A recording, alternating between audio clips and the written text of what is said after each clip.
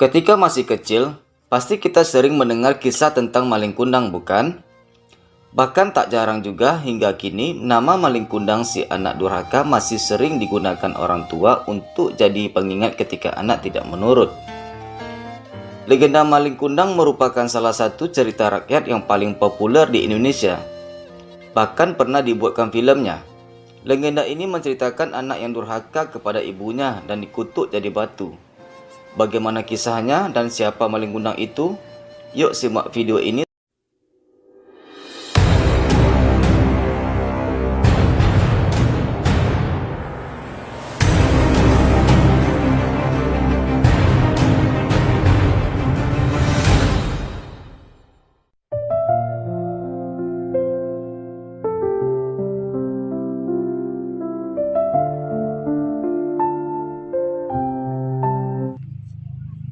Saya Pati sebagai maling kundang. Saya Siti sebagai saudagar. Saya Nika sebagai teman maling kundang.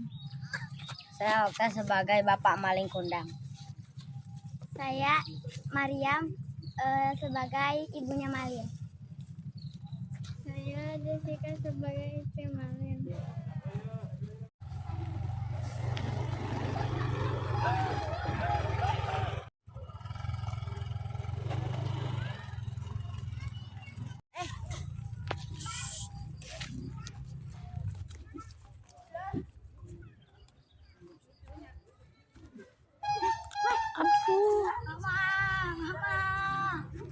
Mama. Wah, itu mama sih, Pak. Mama.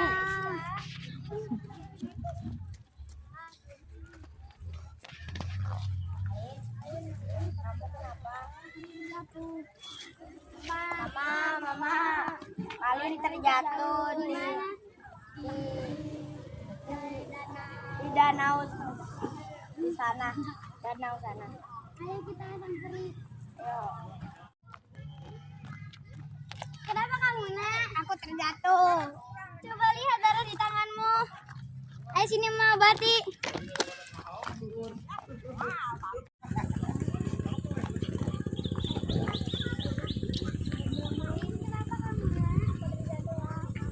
Coba lihat darah di tanganmu. Ayo sini, Ma, Bati. Pak. Jangan dipersulit lagi ya Allah. Aku ingin berlayar dan uang yang banyak. Di sana kamu masih kecil, temuilah mamamu untuk meminta izin. Baiklah.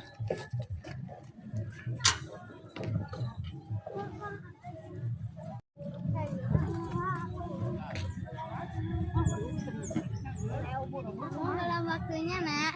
Kamu masih kecil. Ya sudahlah, kalau kamu mau pergi, pergilah.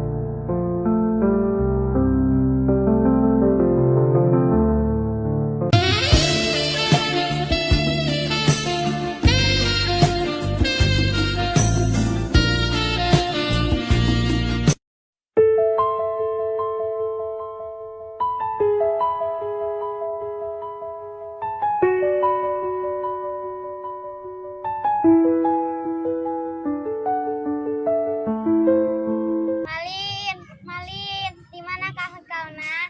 Mama sangat merindukanmu. Apa kau di luar sana baik-baik saja? Malin.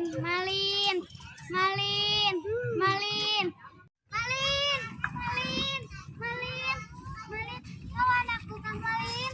Bukan, saya bukan maling, tapi saya pernah mendengar nama itu. Mungkin dia akan sampai di dermaga sana. Maaf. Oh ya sudah, maafkan saya ya Pak. Malin, Malin, Malin, Malin kawan aku Pak. Malin siapa ibu tua itu? Saya tidak mengenal ibu tua itu. Ibu saya sudah meninggal. Saya keturunan saudagar kaya. Kau benar anakku Malin. Kau Malin Kundang kan? Saya lihat tanda di tanganmu ini benar. Aku bukan Malin anakmu.